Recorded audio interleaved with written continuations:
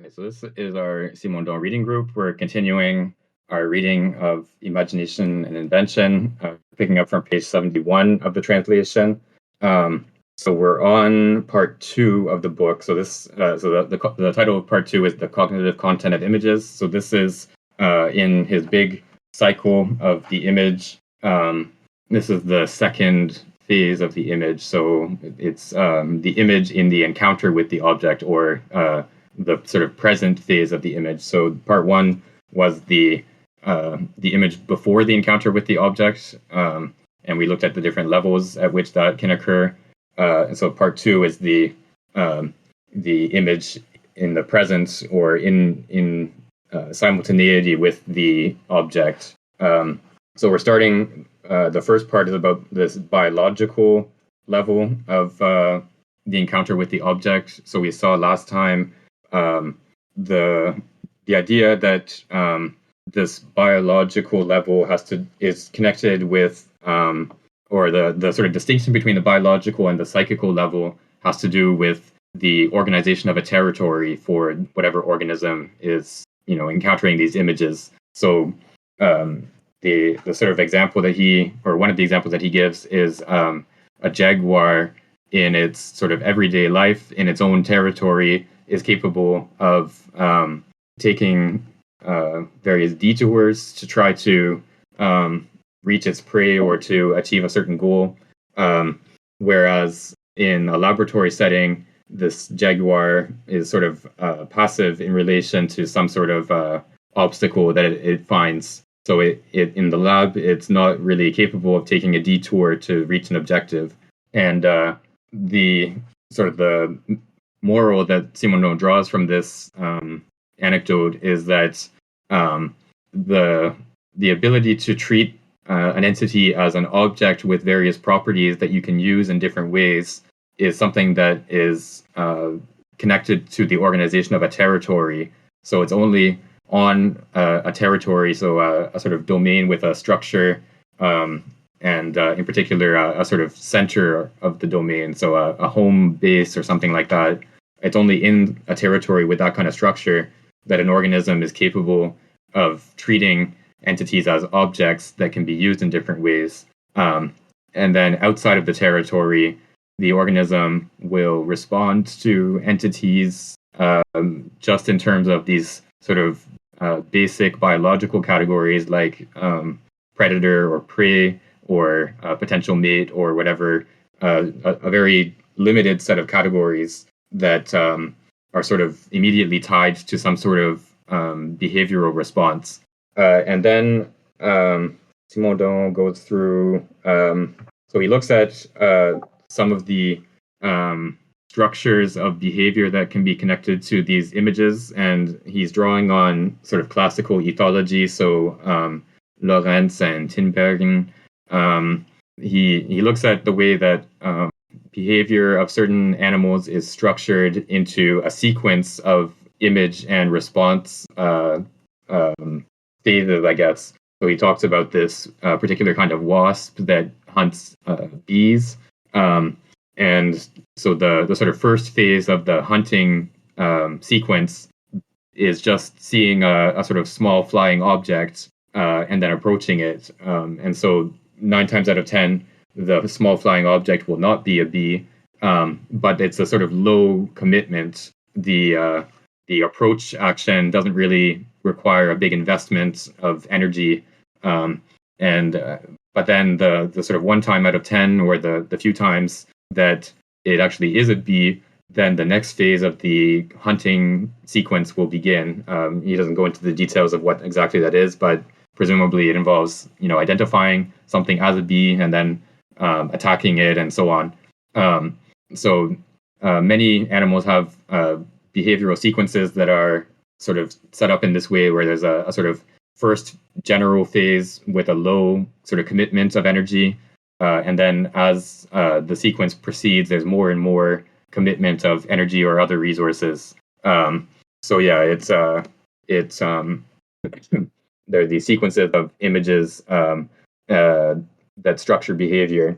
And then we also looked at, in the case of humans, so Simondon says there's this a sort of a lack of research into the way that these images are manifest themselves in humans as opposed to other animals. But he gives some examples of like sort of the use of some of these images in the use of the film industry. For example, he describes Shirley Temple, the film star from the 1930s, I believe, um, as sort of the paradigm of the child's. So we have this sort of paradigm image of what a child should look like in terms of facial features and so on. And Shirley Temple sort of was used by Hollywood directors as sort of the instance of this image. And then he mentions an interesting point that we discussed a bit last time, that some of these images can be condensed into each other. So in the case of Shirley Temple, she sort of incarnates this image of the child, but she also is the way that she's depicted in different films sort of uses the image of an adult woman as a potential sexual partner as well, because she is sort of depicted as opposite an adult man, and her dancing and so on. So the image of the child and the image of the woman are sort of condensed into one person, or one person can incarnate both images, even if those images are sort of contradictory to each other. So yeah, it's this condensation is sort of an important point, because it's precisely when these images can be condensed into each other that we have something like a choice in the organism. So the organism can choose to respond to one image or to another image that are condensed into the one object. So yeah, that's an important point that Simon doesn't really emphasize, but I think is worth emphasizing. Okay, so I think that's about what we saw last time. So let's pick up on page 71 if someone else would like to read from there. I can read. Subsection 4, the role of the intraperceptual image in choice, victimology, and depth psychology. We might summarize by saying that the image acts as a trigger and an information selector with respect to primary perceptions of a progressive type, those comprising successive dichotomies. It is not a trigger for an activity of consummation or execution. This would explain the broad compatibility of images that do not entail a logic of the excluded middle. These are principles of a logic of classes as a system of compossibility. Besides this image of compossibilities in a regime of progressive perception, this system needs to make room for specific configurations endowed with a determined meaning, capable of directly triggering an activity of consummation or execution, such as the sight of a snake by a bird. This function of directly triggering an execution response is bracketed. The more behaviors based on learning replace autonomous instinctual behaviors. Nonetheless, the coexistence within one living being of the two uses of the interperceptual image as potential class or as trigger may be the occasion of changes in the regime of correlation between perception and activity, which bring, after a reception of information in the progressive regime, a direct and abrupt passage to an execution activity. Such a reaction has formally the characters of an instinctual reaction, the direct and immediate response to a configurative stimulus. But it is not a true instinctual reaction, since it began as a perception in the progressive regime and was diverted toward a spontaneous reaction, as if the image of compossibilities had been mistaken for a specific trigger. Certain actions of delinquents seem to lend themselves to an interpretation according to the schema of a sudden passage to an execution activity, in particular in cases where premeditation is low. By analogy with the studies of the processes of expression, we might say that they are behavioral anacolitha. Hence, to see one as first perception in the progressive regime means to direct oneself toward a progressive identification leading to the recognition of the person, or at least a social or collective type of differentiation, a young middle-class woman, an elegant woman, an employee. Possible attitudes, greeting, indifference, appear only as a conclusion to progressive perception. Conversely, the mobilization of a sequence of instinctual conduct, such as seduction, based simply on the initial perception of class, marks a sudden leap in regime of perception and does not conform to collective norms. Such a leap is not merely untoward but criminal if it jumps over the stages of the instinctual sequences themselves, reversible at first, and leads directly to a consummation activity, attempted rape. Disputes and fistfights belong to the same type and signal a bifurcation of the progressive sequences of behavior towards instinctual reactions. So this, he seems to be talking about, or referring back to these images that, these two, I guess, classes of images, one of which comprises various compossibilities and is progressively determined, which the image of the bee in the wasp seems to be one of these, and the other is this type of image that that triggers an immediate instinctual response. But here, the difference seems to be that these images of progressive determination are, in some cases, susceptible of sort of immediately jumping over into the other class and triggering an instinctual response instead.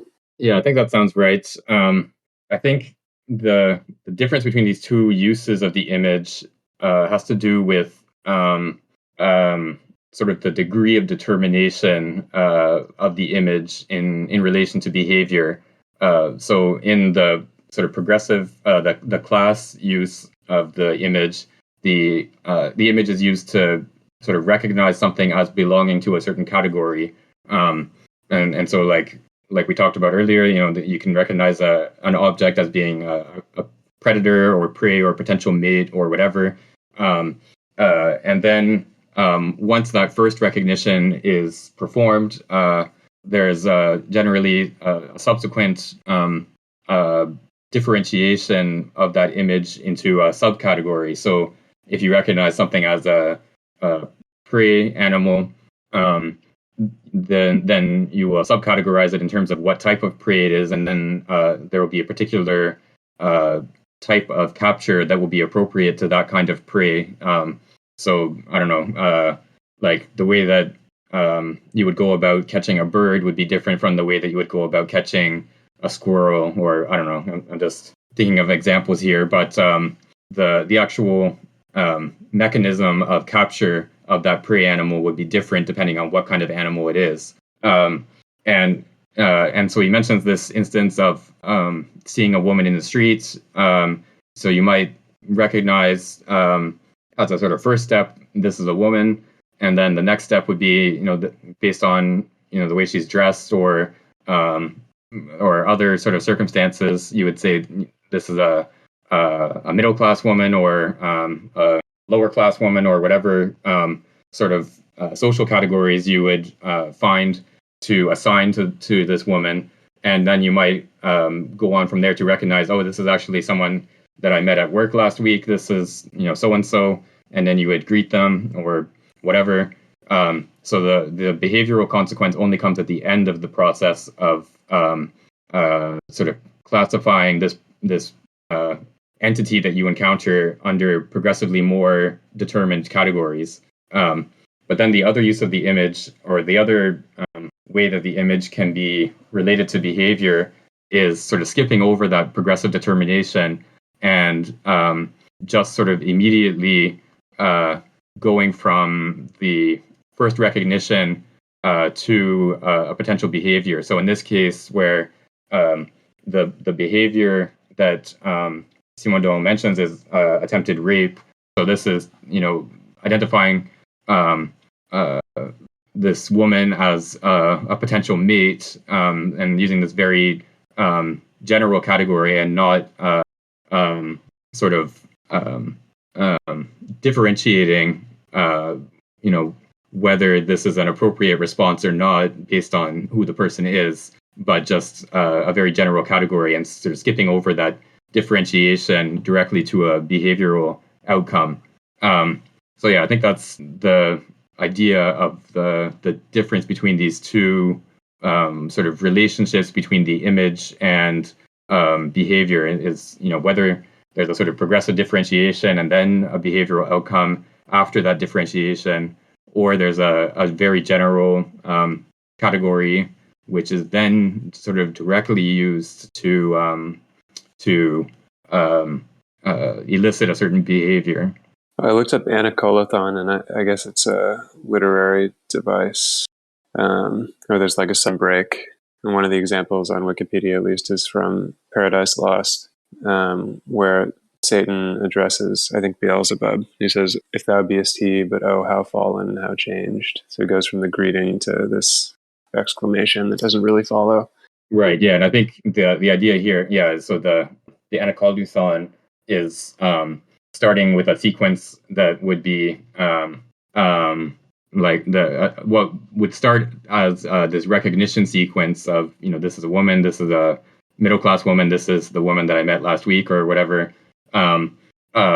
So starting a similar sequence, but then sort of skipping immediately over those intermediate stages and going to the behavioral consequence, as opposed to sort of following the line of progression of that determination. So that's what Simondon is sort of comparing this transition to is a sort of as if you start a sentence and then interrupt yourself midway and start saying something different. Okay, so let's go on to the next page. If someone else could read up to the section break of section B, if I could get a volunteer. No volunteers. Okay, I can read this one, and then hopefully someone else can read the next one. Okay. Yet this general schema of behavioral anacoluthon remains too summary. The bifurcation towards sudden activities of execution is likely not entirely random. It cannot be accounted for solely by invoking the impulsiveness of the subject or his lack of emotional control. We must also take into account the presence of configurative stimuli that trigger an operative short circuit and induce, at least partially, the subject's behavior. In other words, victims are, in some cases, the bearers of perceptual patterns that stimulate various categories of instinctual reactions, as if there was in the victim a certain power of appeal of criminal gestures. According to Mendelssohn, from Jerusalem, it is the structure of the aggressor victim that explains criminal acts rather than the delinquent alone. This author recommends preventive and healing measures to victims because in some cases victims are endowed with a, quote, victim potential, unquote, that stimulated possible aggressors. Indeed, there is a concentration of similar crimes against certain persons, for instance, attempted rapes, leading to the idea that victims emit a certain information that directs criminal acts. Nevertheless, more research and a rigorous methodology are required to validate the basic hypothesis of victimology. Sondy, in a similar area of equally conjectural research that deserves nonetheless to be cited, thinks that perception permits choices corresponding to very selective impulses, pulsions, in the subject which predispose him to certain categories of acts, for instance, a tendency towards strangling.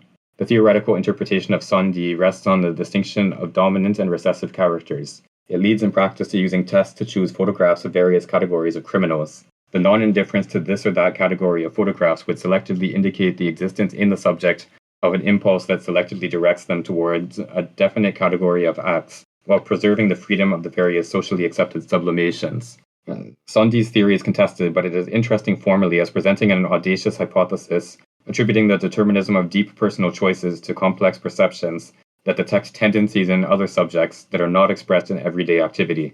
This hypothesis can be better understood if we accept that personality is structured in layers and levels, depth psychology. Projective perception testing becomes very much relevant in the context of Sondy's impulse theory. Right. So this bit seems not especially convincing. The Sondy test. Yeah. So Angus has posted a link in the chat. So the idea, if I understand correctly, is you get the subject to look at these photos of criminals and say, I like this face or I don't like this face, or I find this face appealing or repulsive or whatever, and then based on the category of crimes that the people have committed, like you take all the faces that the person finds appealing, and based on the categories of crimes that those people have committed, if there's some sort of pattern, like all the people that you select are have strangled their victims, then you conclude that the subject has like a tendency towards strangling or something like that. which seems not very plausible.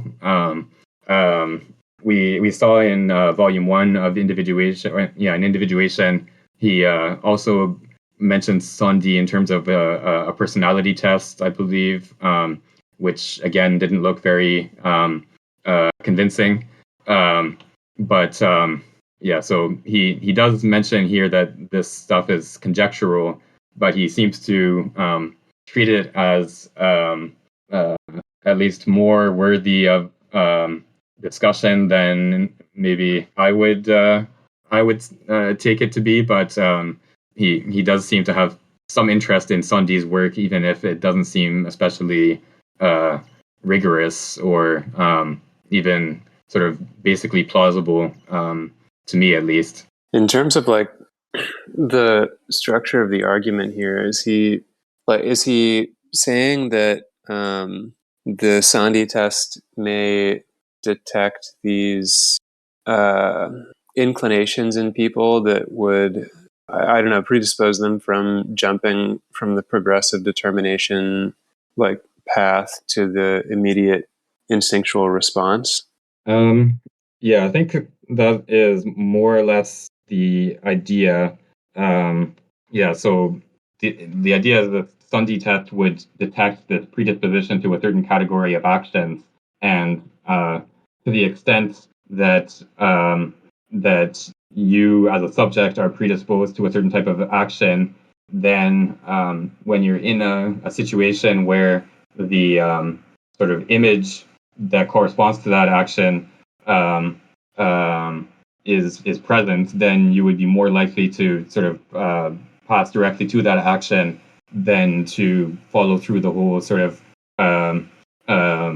process of differentiating the image to find the appropriate action. And this bit about victimology, again, not super convincing.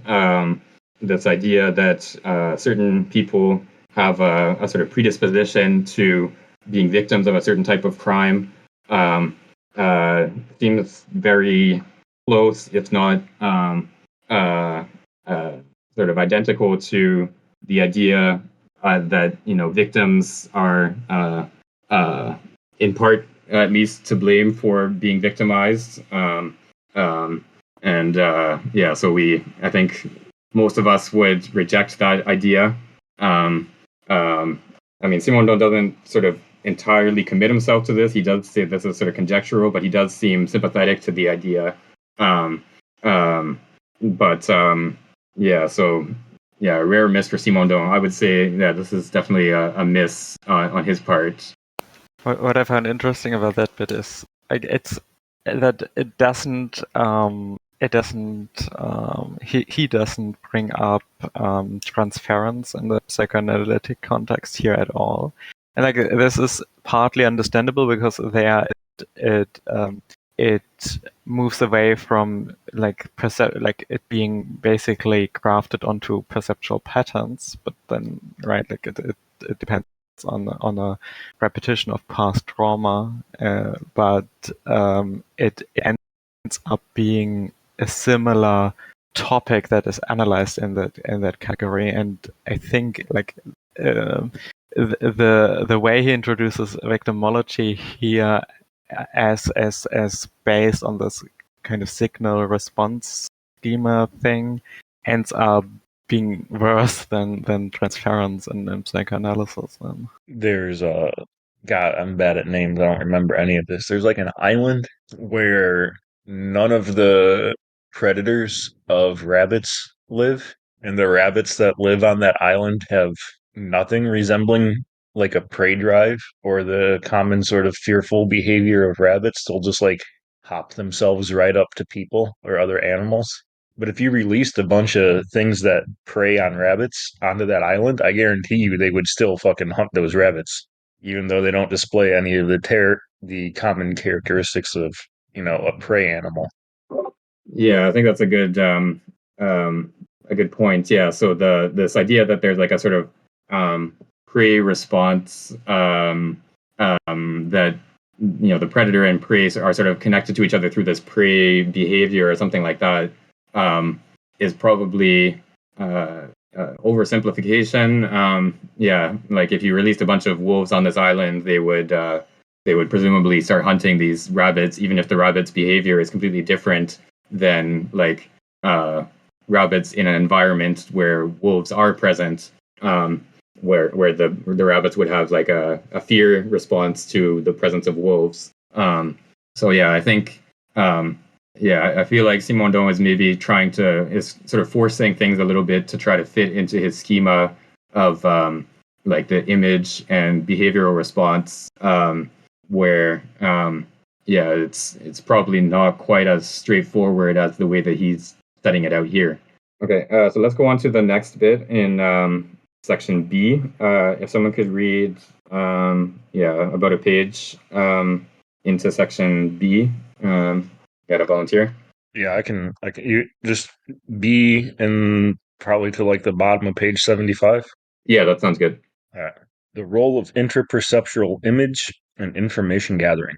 When perceptions of the instinctual type do not arise, for instance, when reception of information takes place in a territory in which the object is identified and the domains of appearance of each category of data are already classified and ordered, the subject's activity is primarily differential in the sense that the useful signal is an index of difference between what is already known about the object, quiddity, form, dimensions, colors, and what is actually new with regard to that knowledge.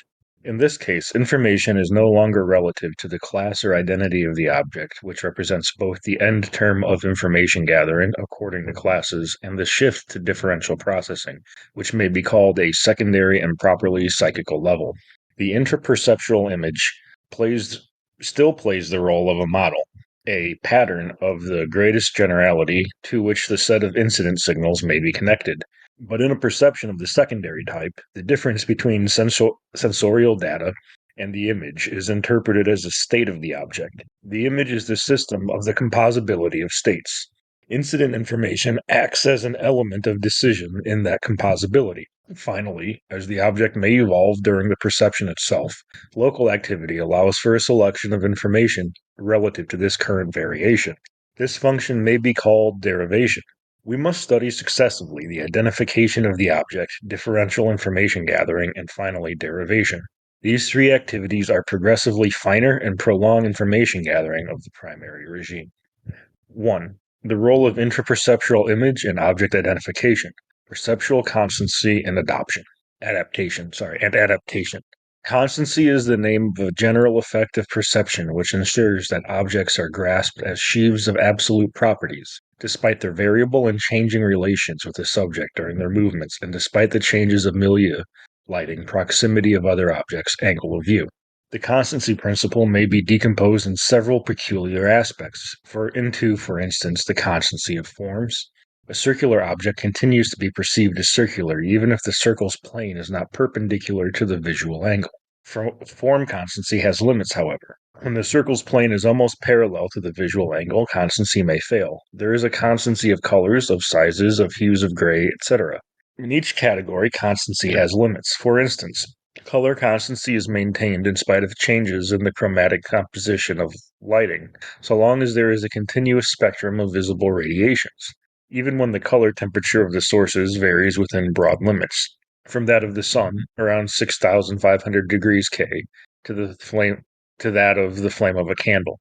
Conversely, colors are altered if the structure of the radiation spectrum becomes discontinuous, as is the case with electroluminescent sources of mercury vapor. More generally, to study perceptual constancy, we call upon the reduced perception, that is, a situation of the object in which the dimensional or qualitative field is limited.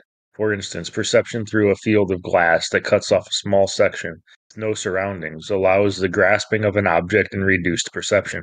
Relative to constancy, perceptual activity is comparable to an implicit quick calculation of the dimensional or chromatic scale of a known object, thus of the situation in a continuum. The information is gathered compared to that situation pattern on a continuum.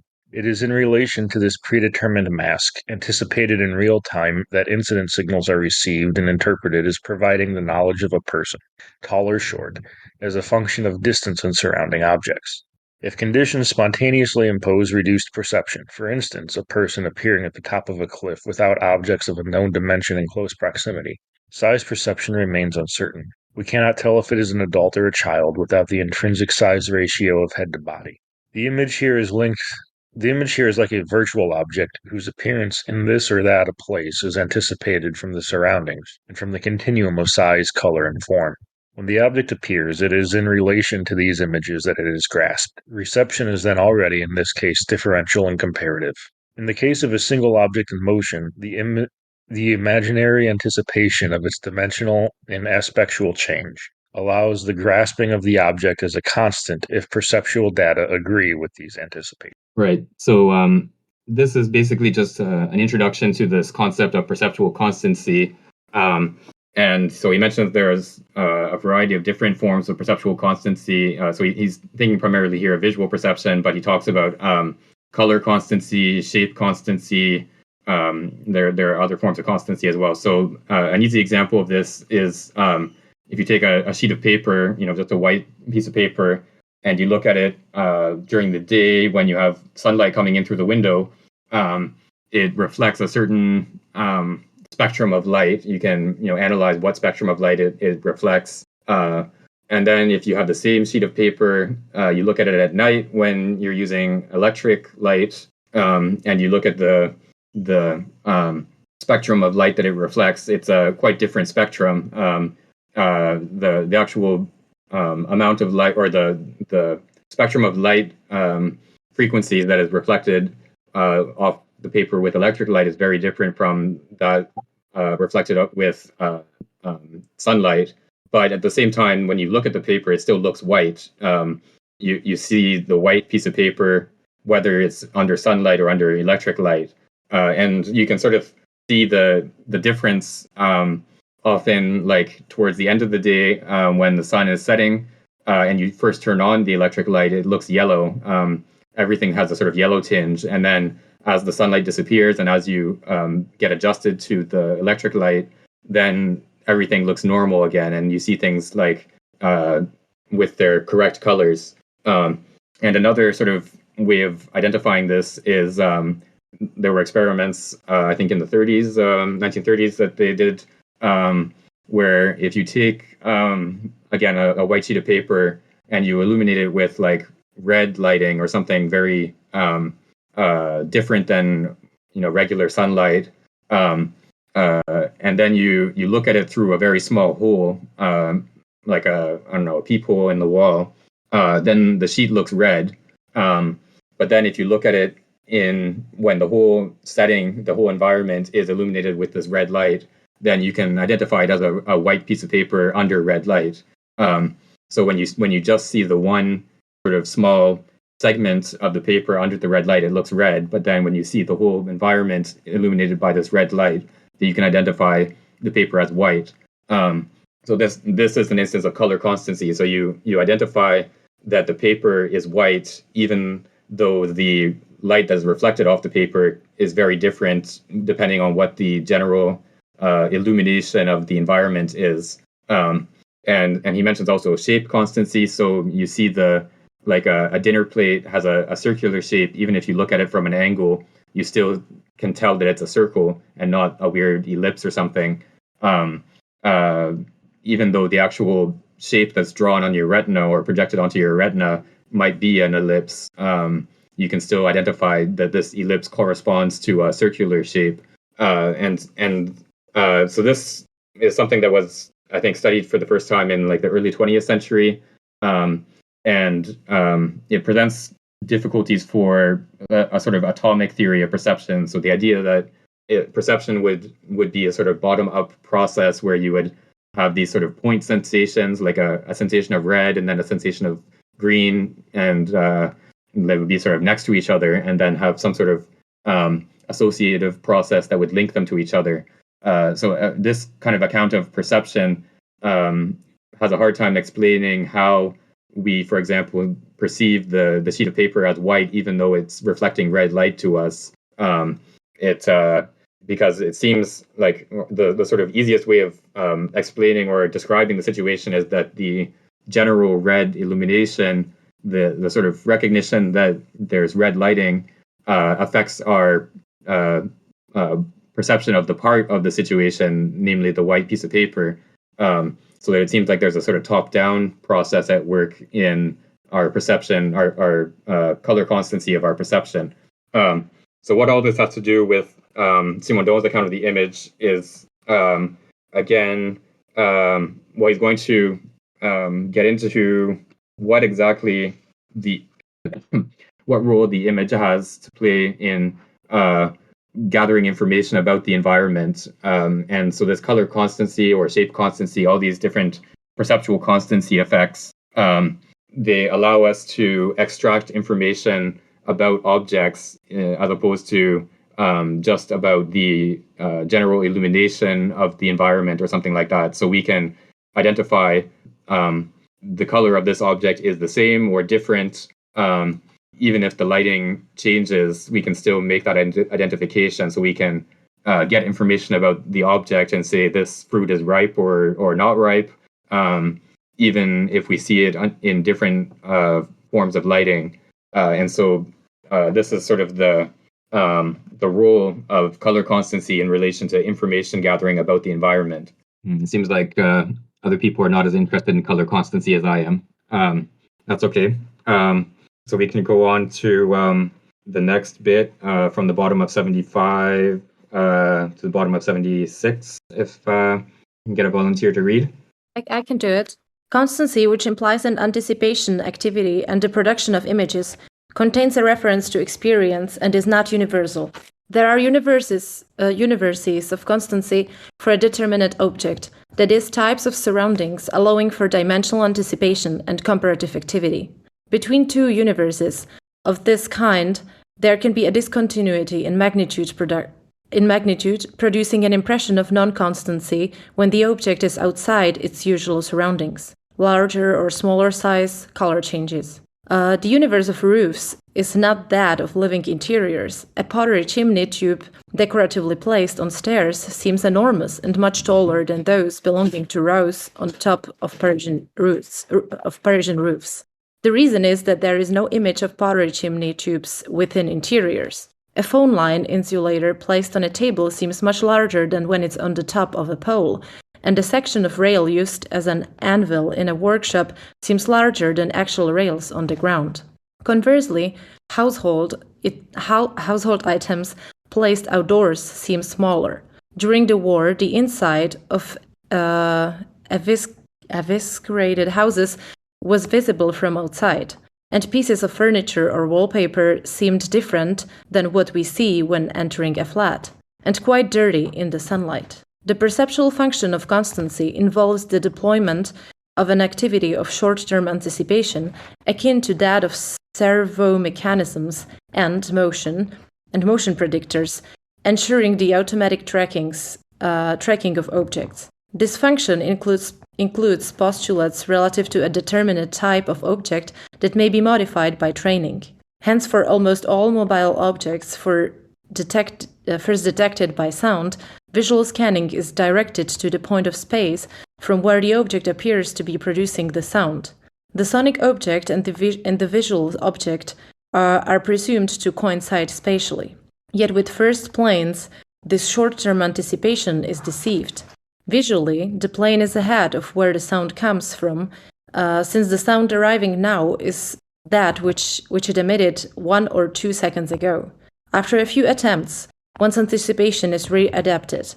Upon hearing a jet flying overhead, one looks for it farther ahead.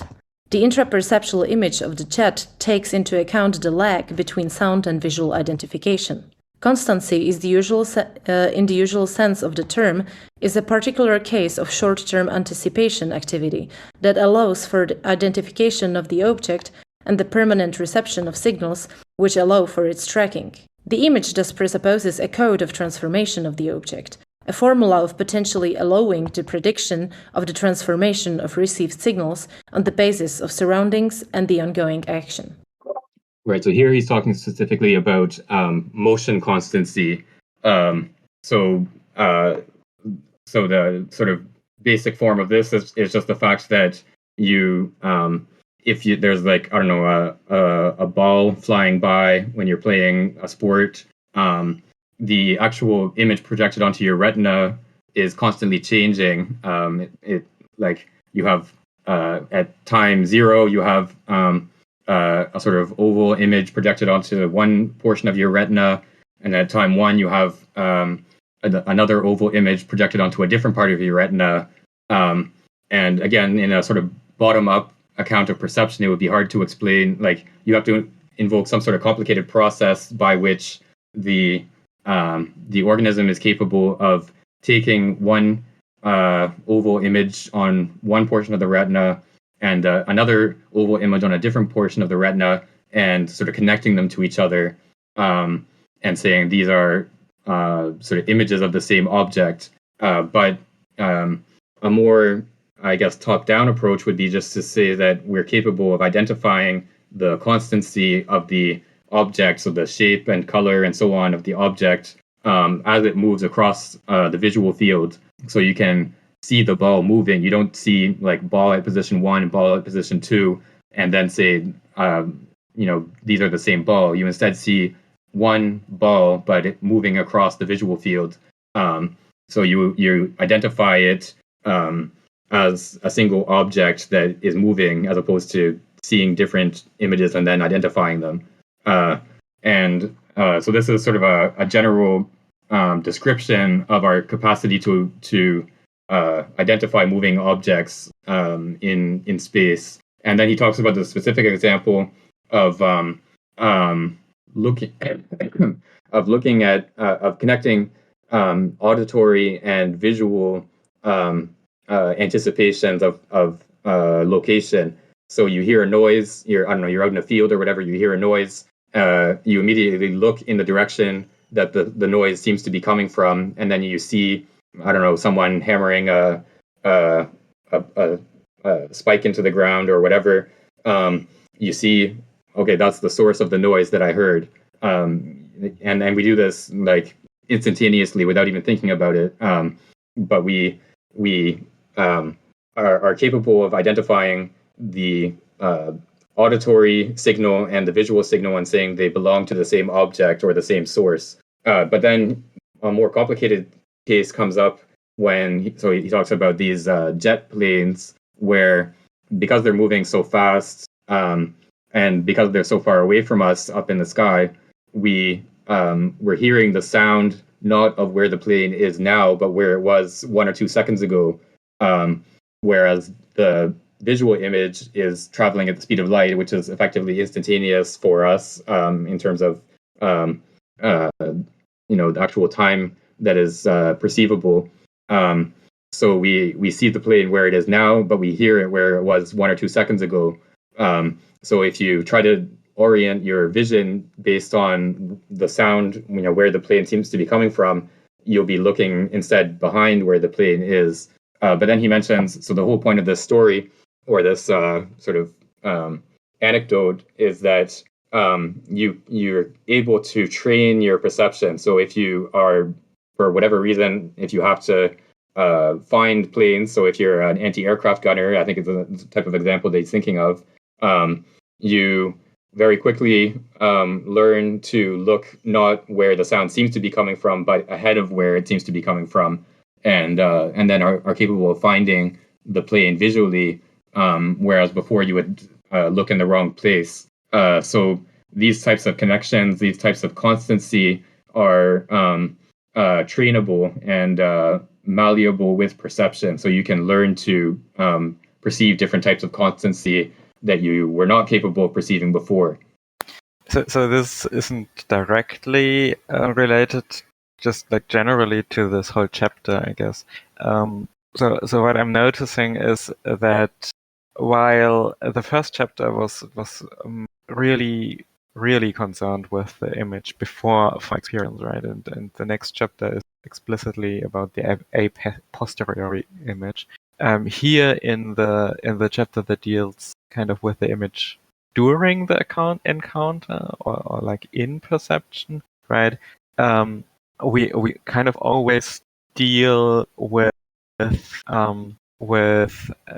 both the a priori and the a posteriori and of the image. There is an element in which implicitly there is memory present in what he talks about here, or memory origin, maybe in like the immediate perception, but he does not really discuss in those terms, which stands out to me, I guess. Yeah, that's interesting. I think maybe we could think of a few different distinctions of types of memory, or what we might want to distinguish from memory proper.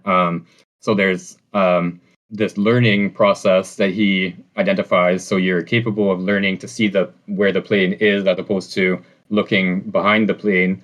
So that's something like memory, but not exactly memory, or maybe it's one kind of memory. So learning, you have to be able to learn from experience. But then there's also the examples that he gives, like the glass insulators on the electrical pole, that suddenly look much bigger when they're on the ground. So there's something, maybe it's also a kind of learning, but you have some sort of recognition of what the appropriate setting or the normal setting for this object is, and then when it's outside of that normal setting, it no longer looks the same size, or its size seems incongruous or something like that. So you're clearly, you have to learn. I mean, there's no sort of innate concept of what an electrical insulator looks like, of course. So you have to learn, what an electrical insulator looks like and what sort of setting it appears in. And then on the basis of that learning, you can sort of perceive the same object in a different setting, and then the size constancy factor is sort of miscalibrated.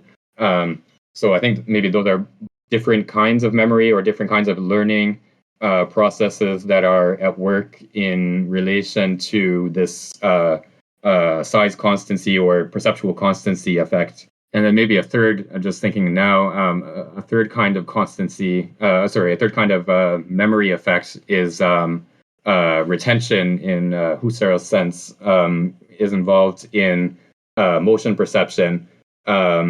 So when you perceive the ball moving through your visual field, you have to, in some way, retain the fact that it was previously at a certain position, and then now it's at a different position. You have to sort of be able to grasp the fact that the ball has changed position, to be able to perceive it as moving. So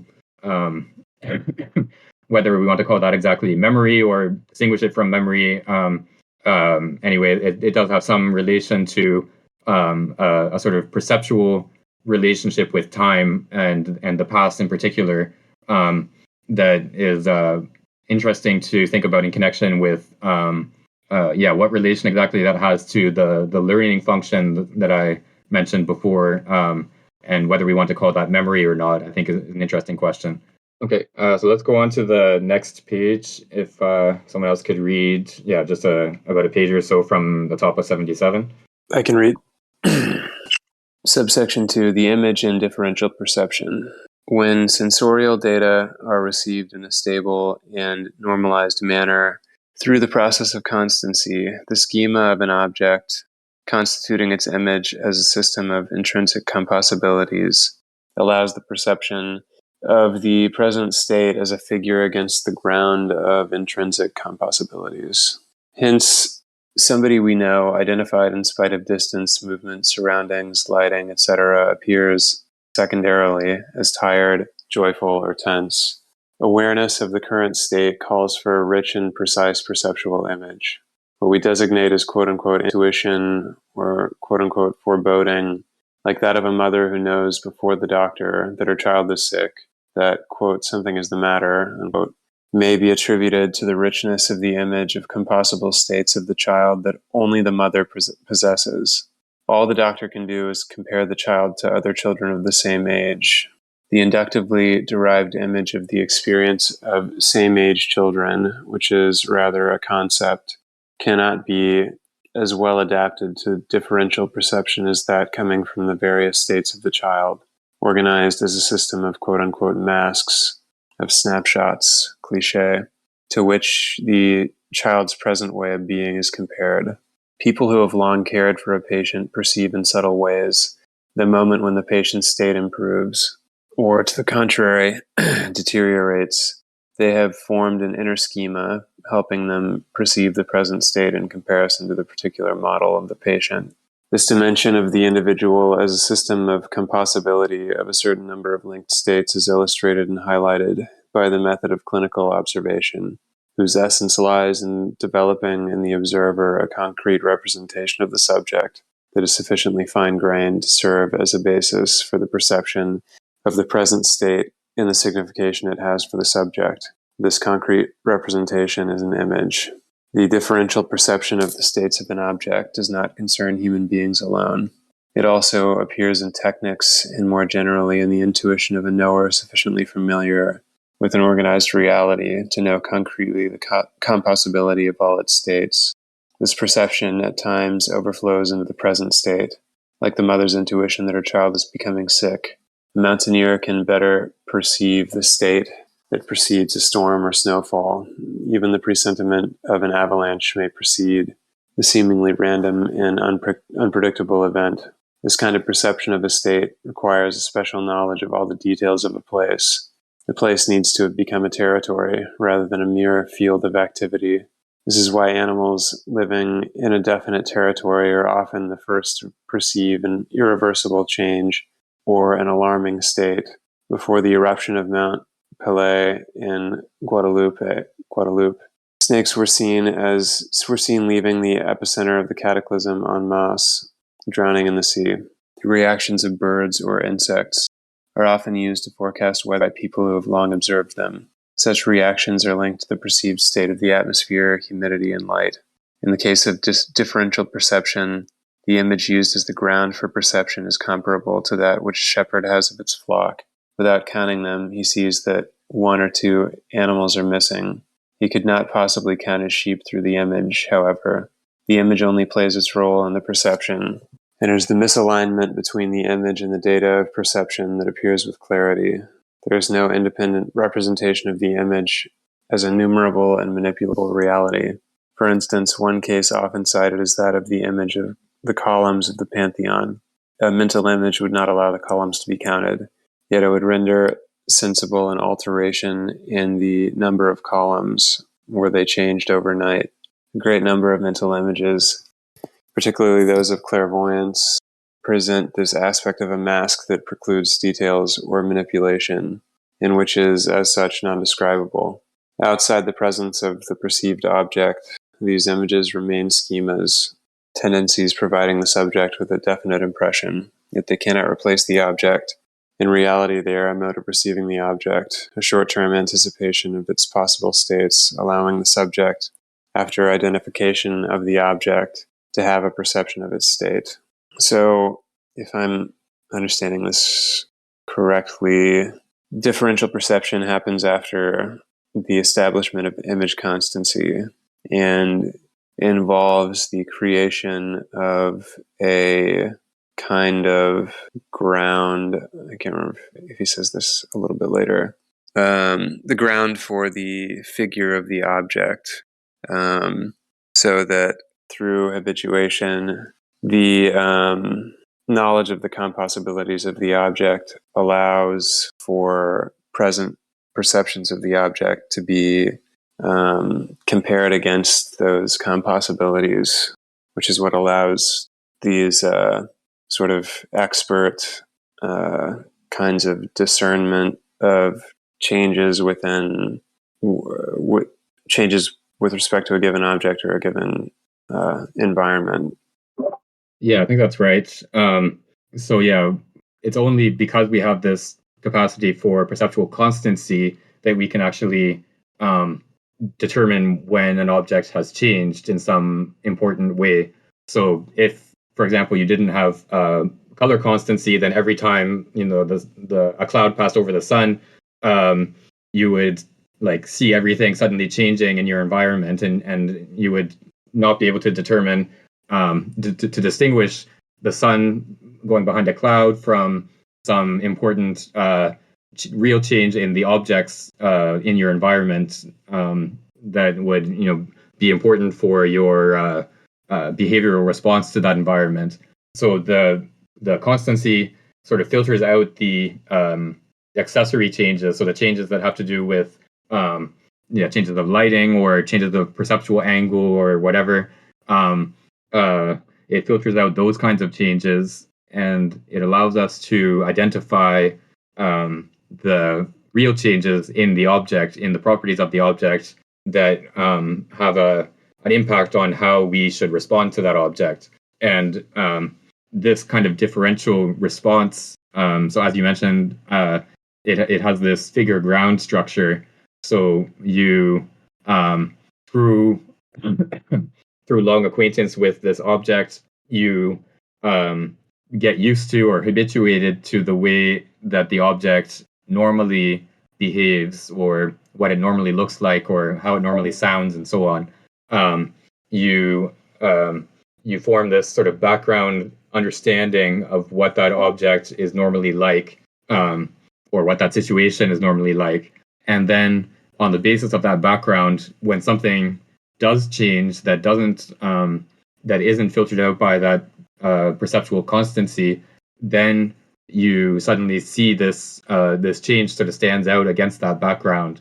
So the child is suddenly behaving in a strange way, and the mother immediately realizes the child is sick, even if maybe the child doesn't even realize that things are not working as usual. And a doctor or someone who doesn't really know this child wouldn't notice anything, but the mother perceives the change in the child's behavior, and through long familiarity knows that this sort of is a sign of developing sickness. And I think the example that he gives of the shepherd is a good one, because like we know in sort of a laboratory setting, you can only perceive, like for sets of dots, you can only perceive the number of dots in a sort of immediate perception without counting up to about 3 or 4.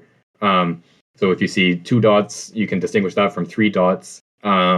Just without sort of stopping to count them, you just immediately see, okay, this set of dots has 3 dots in it. But the flock of sheep, of course, will have many more than 3 or 4 sheep.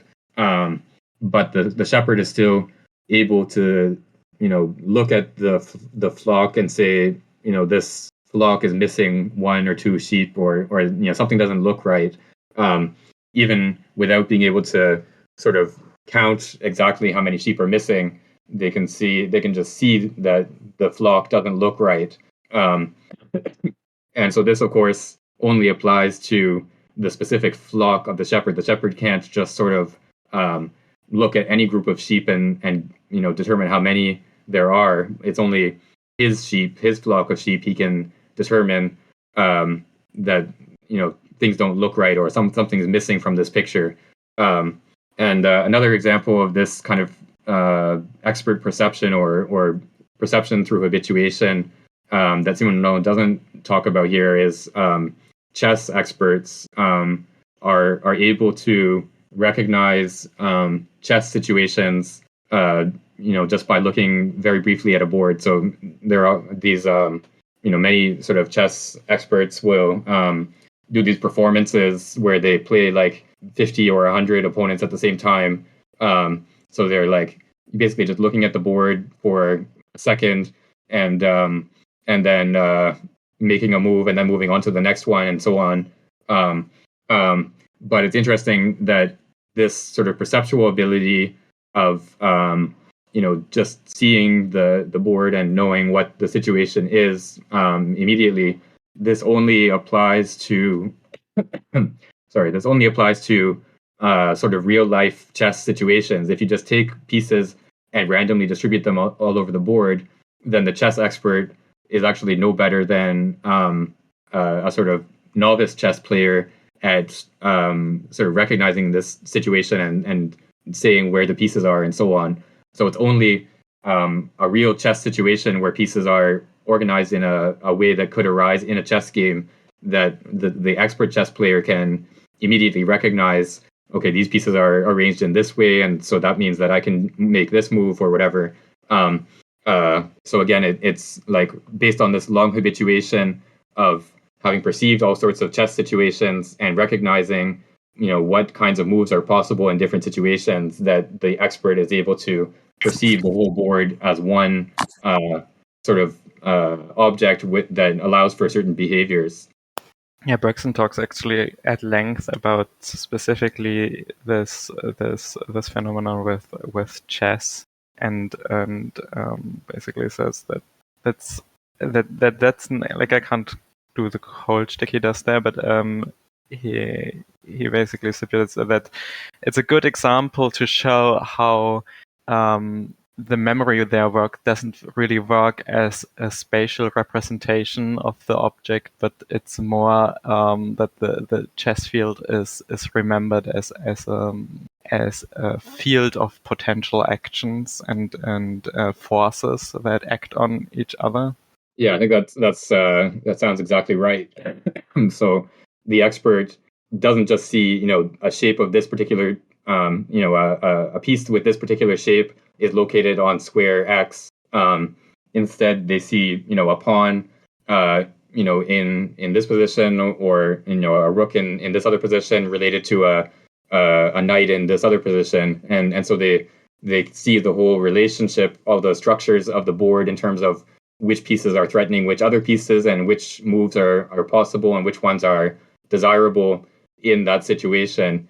And like, if you ask them, like, I think probably a lot of the time, if you ask them, like, what color are the pieces, or like, what sort of material are they made out of, or how big are they, or whatever, they might not be able to tell you, even though they recognize exactly the whole structure in terms of chess moves of the situation, but they sort of ignore the irrelevant features of, like, what material the pieces are made out of when they perceive the situation. Taking that idea, my question is that I'd like to ask the subject of the perceiving the objects.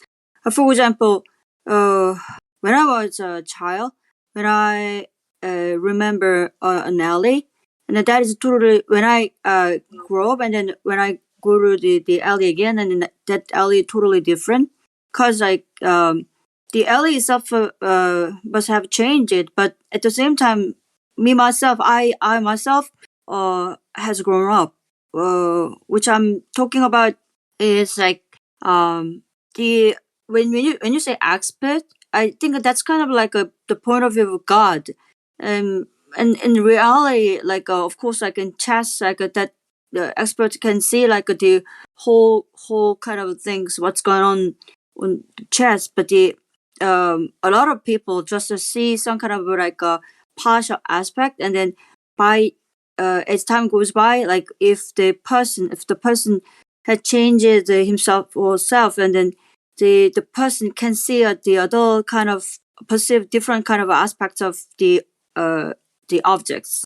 Yeah, I think so. Maybe two things here. Yeah, so the perception of this alley, where you, as a child, you perceive it in a certain way. So, like, for example, if you're a certain height, of course, you're going to see signs or whatever from one angle, and then as you get older, you see them from a different angle. You might see them from above instead of from below, for example.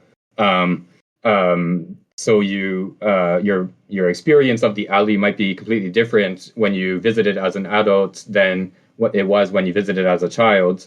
But at the same time, you're still capable of recognizing it as the same alley. There's some sort of constancy. There has to be something that remains constant for you to be able to recognize it as the same alley, even if it's just the location on a map or something like that. But there's something that hasn't changed that you can say this is the same alley. But I think this kind of expert perception, I would say it. I wouldn't say it's a sort of perspective, like a God's eye view of the situation. Like, the chess example is maybe misleading in that respect, because on a chessboard, of course, you look at it from above and you see the whole board. but this kind of expert perception is a very situation-specific perception. So, like maybe the example of the mountaineer who sees who sort of perceives that an avalanche is about to happen. This is another example that Simondon gives here. Maybe is a better example in this respect because it's a very situated kind of knowledge. So the mountaineer is an expert at identifying mountain-related situations like an avalanche. But if you ask the mountaineer to examine a chessboard, they might be no better than anyone else. So it's and then again even in the mountain setting, it's this specific mountain that they're familiar with. It's a particular environment that they have experienced many times. If you suddenly throw them into a setting on a different mountain, they might not. I mean, they'd be better than an average person off the street, but they might not have the same capacity to identify that an avalanche is about to occur, or perceive the subtle details of the situation in the same way that they can in their home setting.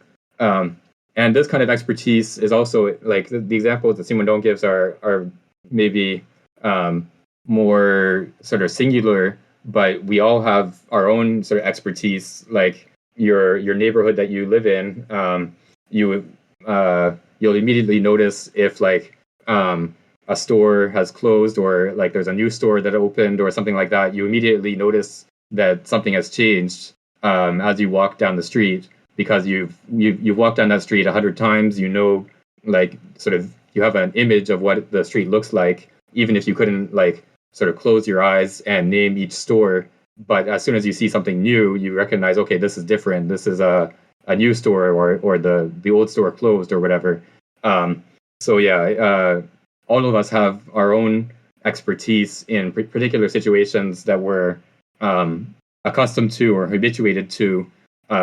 And then, some people have expertise in these very singular situations like mountaineering or chess, and we sort of recognize them as experts in that domain. But all of us have some kind of expertise in some domain.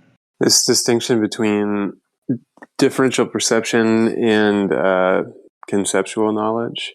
I forget where that was. In the example of the doctor. On page 77. I think this is interesting. It seems like the difference, I guess.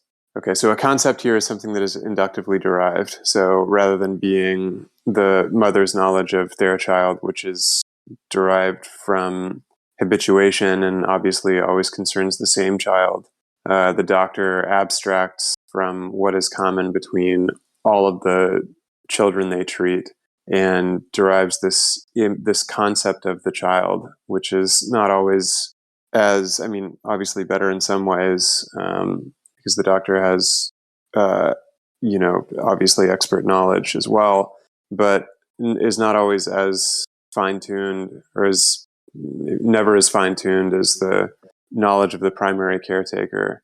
And so that seems to be the difference between conceptual knowledge and differential perception. I think that it's interesting. One of the things that it reminds me of is in the third critique, the judgments of taste are also judgments of particular objects. And in the third critique, Kant says that judgments of taste can be improved by sort of habituation to beautiful things. So like exposing yourself to a lot of artwork. And I wonder what this connection is between knowledge of the particular, or like subconceptual knowledge, and habituation. Yeah, I think that's a good point, that we should distinguish between sort of two different kinds of expertise. So the doctor is an expert in the sense that they have a wide variety of conceptual knowledge about human physiology and different kinds of medicine, different treatments, and so on. They have this conceptual knowledge partly derived from books and courses and so on, partly from their own experience, but it's always a general knowledge. It's always about human beings have this property, and if they have this illness, then this medication has this effect, and so on. Or it can be more specific. It can be 8-year-old children normally behave like this, and then if they are behaving differently, then maybe they're sick. But it's always about a certain a category of people, or a category of diseases, or a category. It's always a group of some kind. Whereas the mother's expert knowledge is not a conceptual knowledge. It's not derived from observing many children and then sort of abstracting from that observation to say that 8-year-old children have this kind of behavior. It's a habituation to this specific child and how this child behaves, and so it's something that the mother probably would not be able to explain to someone else, because explanation involves concepts. You have to say, I observed X, and X is a sign of Y because of this property of 8-year-old children or whatever. But the mother probably would not be able to sort of put into words what exactly it is that she's perceived. She just, knows that something is off or knows that something is not right, but would not be able to actually explain what exactly it is that leads her to think that. One sort of sign that we can use to demarcate these two kinds of expertise is whether it's something that is explainable in words or easily explainable in words. So the doctor's expertise, of course, is something that is, you can write a manual of, how to be a doctor, what sort of knowledge the doctor has to have. There are medical textbooks and so on. But you can't really write a manual for like how to be a mother that can recognize whether your child is sick or not. It's something that you have to actually acquire through the experience with that child. This ability to explain something in words is sort of a criterion we can use to distinguish between these two kinds of expertise. Okay, so let's go on to the next bit. So if someone else could read up to the top of 80 or the end of 79. Let me read. Yep. From the word intuition, right? Yes, exactly. Right. The word intuition is often used when the perception of a state entails a large number of data to be held together by the subjects without recourse to any discursive operation or exploration. This is what Pascal calls the heart in response to problems whose solutions draw on a large number of very subtle principles.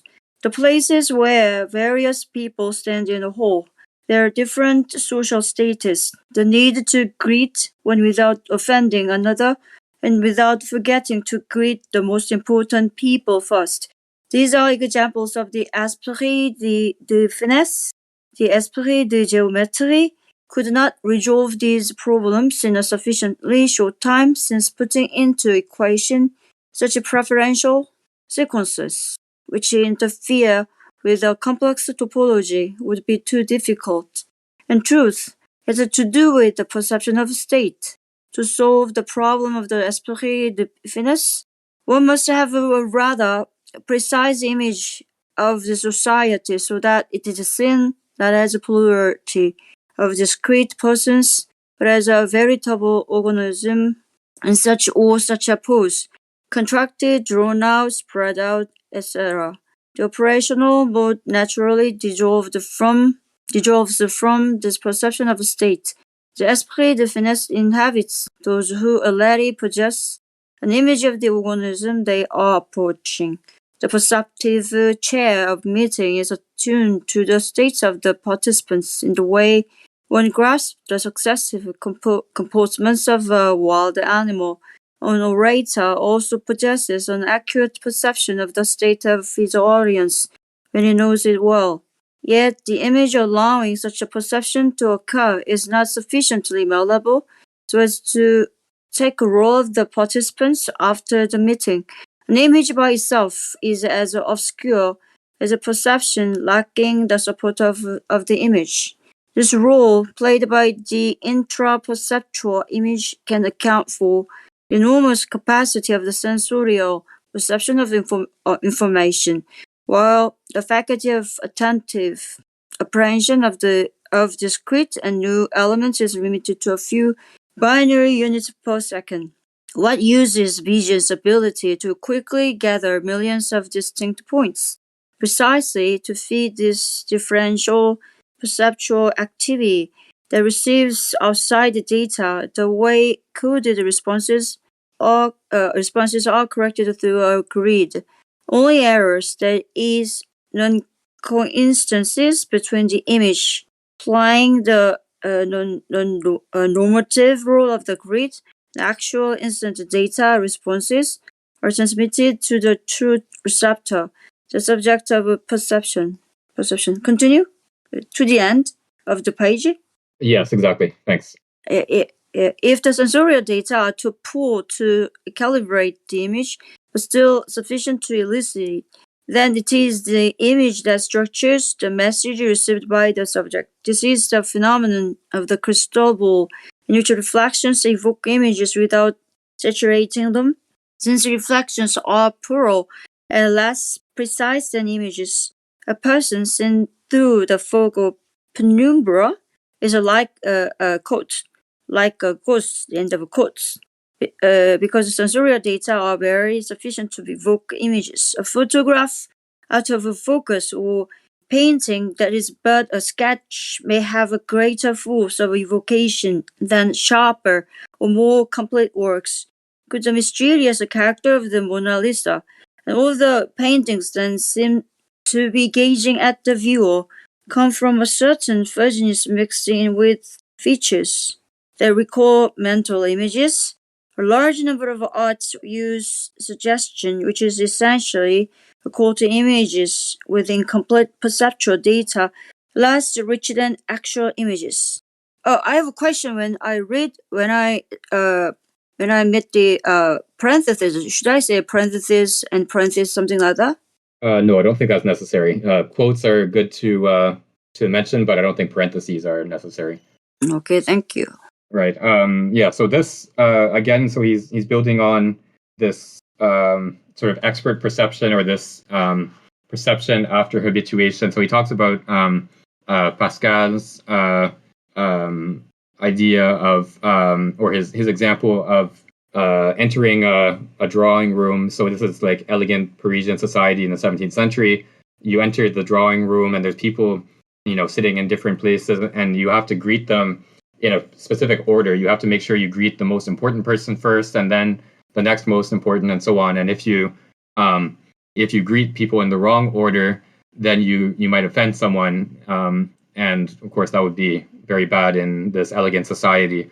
And he says this is like, if you just sort of had to reason your way through this problem, if you had to like analyze the angles at which different people are sitting, and what the hierarchy of importance is, and so on, it would be a very difficult problem to solve in that sense. But someone who is sort of habituated to this kind of elegant society is able to perform this task without even really thinking about it, because they just, instead of sort of seeing individual people and calculating what is the correct order to greet them, instead they sort of perceive the whole situation. They perceive the setting of these people in this orientation as one sort of block. They sort of see which part of this block they need to greet first, just as like an immediate property of the whole block. And so this is again another example of this kind of habituation. But then the other point that he brings up here is what exactly. So this is connected to a question in contemporary philosophy of mind, which has to do with the richness of perception. For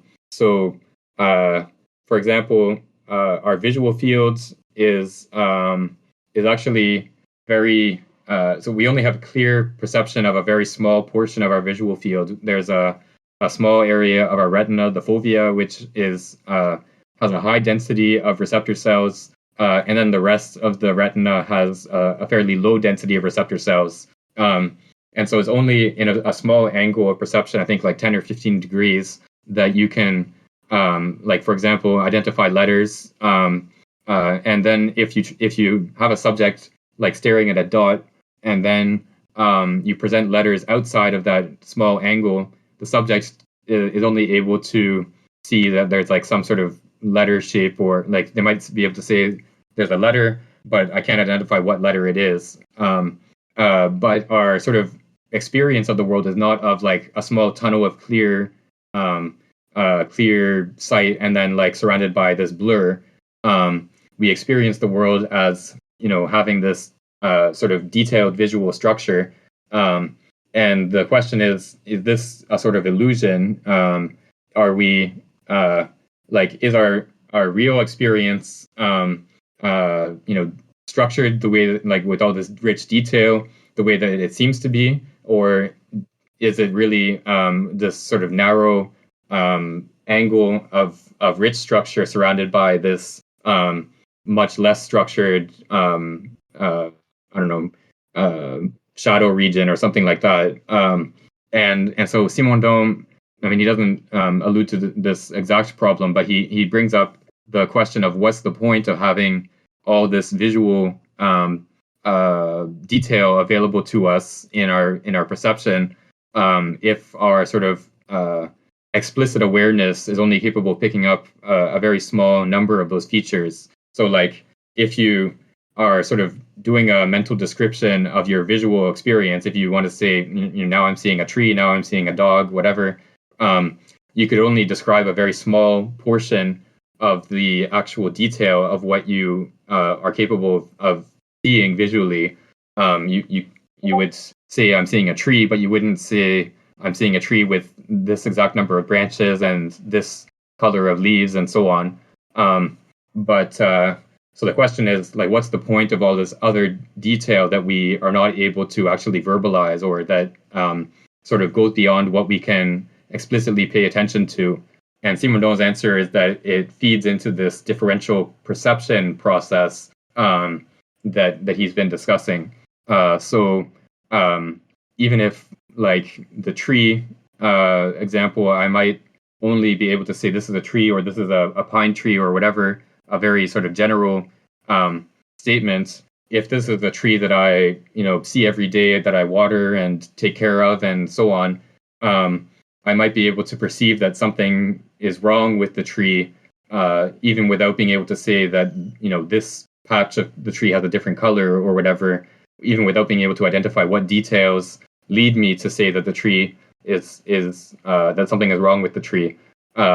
So all the details that you perceive sort of feed into this differential perception, even if you are not capable of becoming aware of those details. So this is, I think, a pretty elegant solution to this kind of problem of what's the point of all this other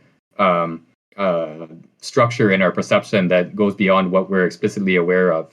Yeah, that's really interesting. This section, I think, is really interesting. And the point about Pascal, I don't know very much about it, but I a little while ago read a little bit about, like, in the whenever Hubert Dreyfus was lecturing on Heidegger, the kind of Heideggerian criticisms of artificial intelligence, which, if I understand it correctly, it seems to be basically that it's the experience of walking into a room and immediately sort of grasping the mood of the room and understanding what to do from this top-down contextual whole is very different from the sort of piecemeal atomic agglomeration of facts about the things in the room. And my understanding is that this criticism of the older iterations of artificial intelligence was that they were trying to sort of model human consciousness on the atomic and bottom-up esprit de geometry, I guess, that Pascal is talking about. Yeah, I only know Dreyfus's work a little bit, and he also, like, had proposals for what he called Heideggerian AI. So it would be like an approach to AI that would have more of this, I guess, top-down structure, and would be related to like not just a sort of perception of facts about objects, but a sort of integration of those objects in terms of what kinds of behaviors they afforded and how they fit into a sort of referential whole of equipment and so on. But yeah, so earlier AI, like in the 80s, often was based on very sort of explicit kinds of procedural, symbolic knowledge. So like more like the expertise of the doctor, and that was actually some of the early applications of AI was in what they called expert systems, like assistants for doctors, for example, where the doctor could input, the patient's symptoms are X, Y, and Z, and then the expert system would say, this matches diseases A, B, C. So those were some of the early applications of AI. But then, they were able to perform tasks that, conceptual expertise tasks, like identifying diseases and so on, quite well, or relatively well, at least. But the kinds of things that they were not able to do were like looking at a scene and identifying what kinds of objects were in it, or walking down, controlling a robot to walk down a hallway, for example, without bumping into objects. These kinds of tasks turned out to be much more complicated than the sort of conceptual expertise tasks. And so I think more contemporary AI probably fits more into what Simondon was describing here, where the AI systems are not sort of built up by like identifying individual objects and then combining them into a visual scene and so on. They tend to, like, more often you will have perception or computer vision will be done in such a way that the visual scene is sort of broken down into parts. You start from the top down and break it down into parts, and then identify what those parts are. So to some extent, it I think fits closer to this model of differential perception than it does to the older model of identifying these atoms and then combining these atoms into bigger structures and so on. So at the end of the day, like what I understand from this section is that if I particularly focus on like the part page, just a second, page 79, like 1, 2, 3, 4, third or fourth line, like the plurally discrete persons as a veritable organism in such a pose, something like that. So that is the process of socialization. What I mean is like people are asked to fit to some kind of image like society accepts, acknowledges, something like that. And then does it have to do with the concept of l'esprit de finesse and l'esprit de moteur, something like that? Yeah, so sorry, go ahead. So sorry. So kind of like not the individualized image, like perception, individualized perception on the each object, but like some kind of like the fixed image society accepts, acknowledges. So we are asked to get that kind of image.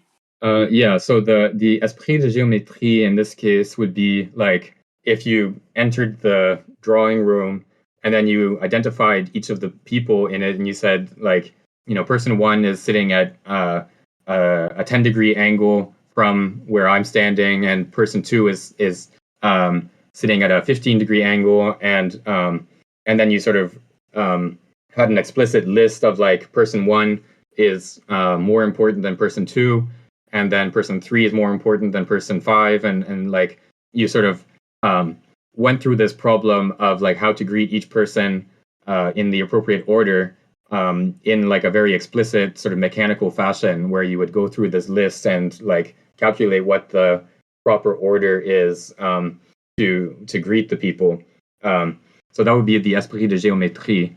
But then the esprit de finesse is this sort of immediate perception of the drawing room as one whole setting, where instead of seeing individual people and sort of calculating what order to greet them, you see the whole sort of situation of all these people as one sort of organic whole, and then the proper order to greet the people is something that you just sort of immediately perceive. You don't have to like calculate it. You just sort of see like what order, where to start with the greeting and where to go next. You see the whole situation as like one in which you greet this person first, and so the esprit de finesse is a sort of immediate perception of the appropriate response to the situation, as opposed to a sort of calculation of how to of what properties the objects have, and then using that calculation to derive what the appropriate response would be. I wonder if so in volume 1 he distinguished between two different types of transduction, one in the physical domain and another that seems to hold for the vital and psychic domains. And the vital / psychic transduction, the example that I remember best that he gave was the range of perceptible color for human vision, with yellow green being the center. And the transductive aspect, I guess, would be the perception of other colors relative to the center of intensity. But I wonder if this differential perception is another kind of this second type of transduction, where you have the establishment of a kind of average or middle of expected states, and then the real perception is understood analogically with respect to that middle that is given by object constancy. Yeah, I think that's a good suggestion. The only point where I would maybe make a distinction here is that the sort of background condition of the objects, of the what you become habituated to, isn't necessarily going to be static. So like the case of the child, for example, of course, a child's behavior will vary from like in relation to the time of day, the day of the week, what sort of other stimuli are present in the environment, and so on. So all of these things will vary in determinate ways, and the mother learns not just like a sort of average of all those conditions, but like the dynamics of how the child responds to these different kinds of situations, and how the child's behavior will vary in relation to these different situations. And so then what the mother perceives is not just like a deviation from an average, but a deviation from this sort of normal pattern of dynamics of behavior. So yeah, that's probably the only point that I would sort of specify differently than how you set it out. I wonder if the object constancy. Well, I don't know. I would need to go back and look at it again. But maybe the object. I mean, if color perception is transductive in that sense for Simondon as well, then this would just be like another layer of this kind of that kind of transduction. The first layer happening at the level of object constancy, I guess. Yeah, I think that. I think we can see this kind of perception as built-in layers, because, like, for one thing, color constancy is not static either, in the sense that you can sort of train yourself to perceive the color of light as opposed to the color of objects. And this is something that the Impressionist painters, for example, they would use, I forget the name of the instrument, but they would use this sort of instrument that allows you to sort of block off a section of the visual field, I guess. Like, you'd look at a scene, a tree or a garden or whatever, and you would look at it through this instrument, and you would just see the color of the light that is being reflected, and then they would paint the light as opposed to painting the objects. And so that's why you have like scenes of a street light reflecting off the snow, and it's like blue and purple and green and all these different colors, as opposed to, of course, the snow itself is just white. But what they're painting is not the object seen as an object having this color constancy, but instead they're seeing the light, the color of the light reflected off the object. This